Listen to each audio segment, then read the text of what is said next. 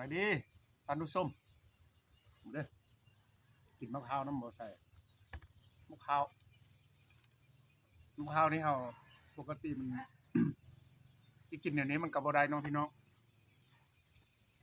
อาจจะต้องเอาได้ใส่วัตถุที่มีคมมาฟอกจึงค่อยได้กินเนาะเด้อข้าว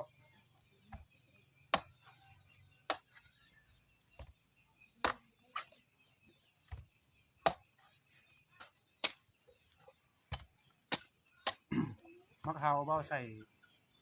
อยู่หลังบ้านไปเฮ็ดเวียกมาเมื่อยก็เลยขึ้นยักพี่น้องเลย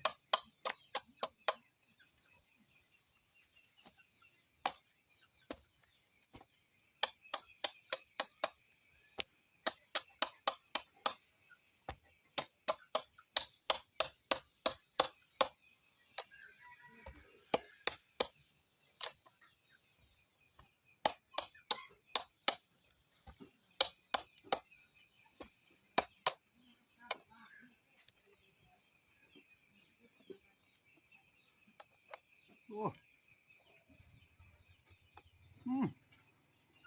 เอ้ย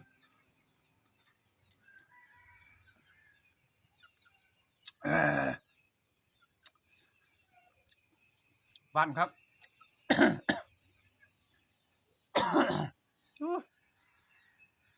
บ้านจนเฮ็ดขอ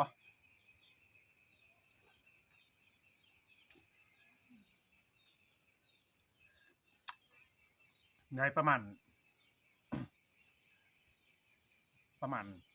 3 โลลูกนี้ประมาณ3 โล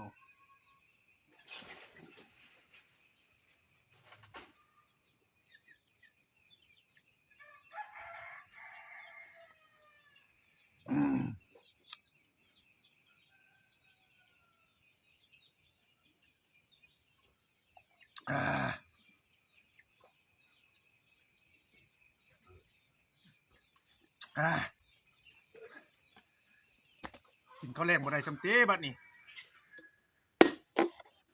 เจาะเบิ่งได้เหมือนกัน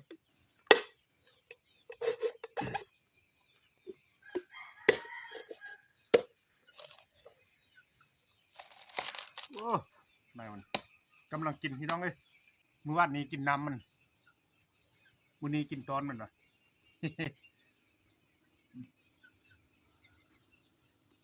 อืม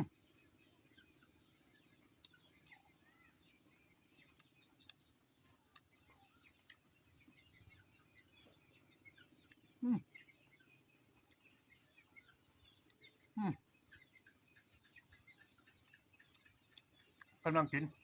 นุ่มครับ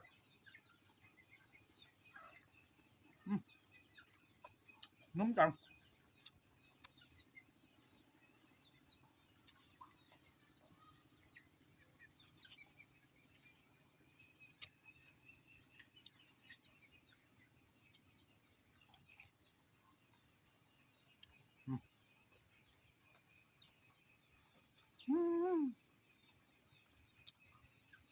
หวานมันครับพี่น้องเอ้ย